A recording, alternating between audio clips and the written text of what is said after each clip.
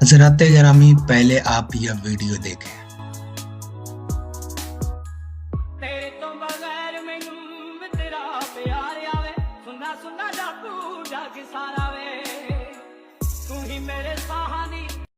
नाजरीन, यह कैसा अजीब, अफसोसनाक और दिल दुखाने वाला ट्रेंड बन गया है कि चंद लम्हों की वीडियो और चंद लाइक्स के लिए लोग अपने ही हाथों पर खौलती हुई गरम गरम चाय गिरा रहे हैं। जलते हुए हाथ, उबलती हुई खाल और आंखों के सामने बनते हुए जख्म, और इस सब को वफादारी, मोहब्बत या मशहूर होने के नाम देकर पेश किया जा रहा है, जो कि सरासर बेहिसी की मिसाल है।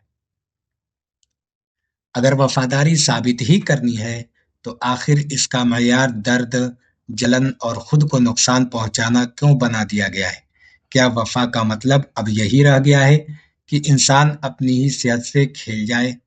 चाहे जो किसी थके हुए इंसान के लिए सुकून है, किसी सर्द लम्हे में राहत है और किसी दिल के लिए तसल्ली का बाइस बनती है, उसे इस तरह ज़ाय करना भी समझदारी नहीं, और खुद को जलाना तो बिल्कुल भी अक्लमंदी नहीं। सोशल मीडिया के ये चंद लम्हों के व्यूज, लाइक्स और कमेंट्स न हाथों के जलने का दर्द कम करते हैं और न ही उन जख्मों के निशान को मिटा सकते हैं जो उम्र भर के लिए साथ रह जाते हैं। खुदारा ट्रेंड के पीछे अंधाधुंध भागने के बजाय अकल और शऊर और अपनी सेहत को तरजीह दें, क्योंकि वफादारी, मोहब्बत और एहसास खुद को जलाने से नहीं बल्कि समझदारी, एहतराम और हिफाजत से साबित होते हैं। यह कोई ट्रेंड नहीं बल्कि एक खतरनाक हमाकत है जिसका अंजाम पछतावे के सिवा कुछ भी नहीं। हम लोग किस तरफ जा रहे हैं, हमारे बच्चे क्या सीख रहे हैं, समझ नहीं लग रही।